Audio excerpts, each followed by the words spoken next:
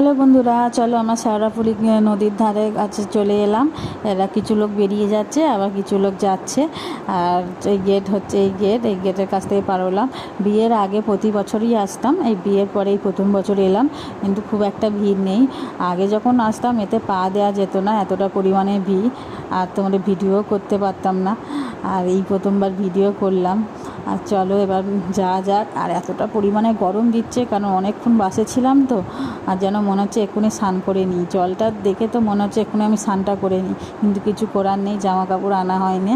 তাই একটু জল ভরে নিয়ে মাথায় জল ছোড়া দিয়ে আর হেঁটে হেঁটে সেই বাসের কাছে যাব। আবার বাসে করে আমরা ফের আবার যাব তারকেশ্বরে একাদম।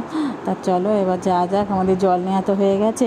আর আমাদের পাড়ার থেকে বাবার বাড়ি থেকে ওরা আবার আলাদা গাড়ি করে এসেছিলো, এরা আবার হেঁটে হেঁটে যাবে পুরো জল নিয়ে। চলো আমরা এখানেই ভিডিওটা শেষ করলাম, আর পরে ভিডিও নিয়ে দেখা হচ্ছে। টাটা।